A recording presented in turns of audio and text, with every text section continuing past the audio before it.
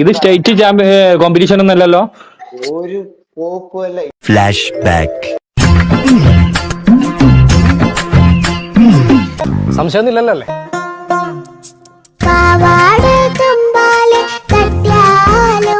അയ്യോ കുഞ്ഞെ, ഇത് വെറും വേഷമാ, തട്ടിപ്പാ. ഗോൾഡ് മെഡൽ കിട്ടി, സ്റ്റേറ്റ് ചാമ്പ്യനായി.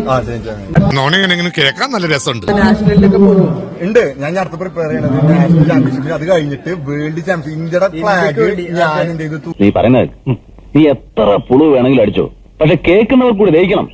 ഇനി ആരും സൂത്രം കാണിച്ചു കേട്ടാ. ബ്രോ ഞാൻ 3 മാസമേ ഉള്ളൂ MMA സ്റ്റാർട്ട് ചെയ്തിട്ട്. Okay okay.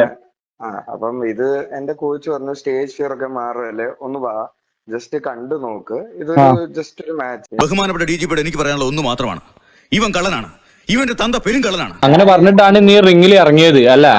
ഇറങ്ങിയത്.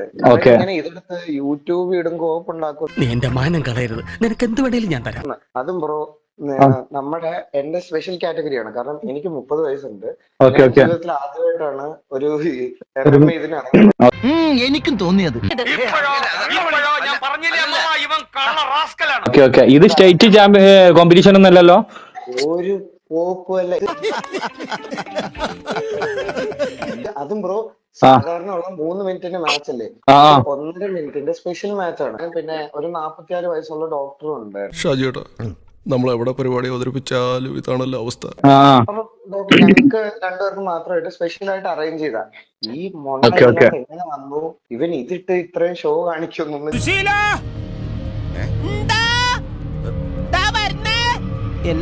ഇതല്ല, അവനക്കുള്ള പണി കൊടുത്തിട്ടുണ്ടല്ലോ, സീനില്ല.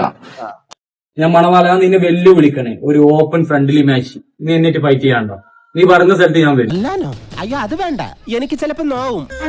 ഞാൻ പെട്ടു ഇല്ലേ? ഇനിയും ഞാനിവിടെ നിന്ന് ഡയലോഗ് പറഞ്ഞ കരഞ്ഞു പോകും. ഉസ്മാനെ രക്ഷപ്പെട്ടോ.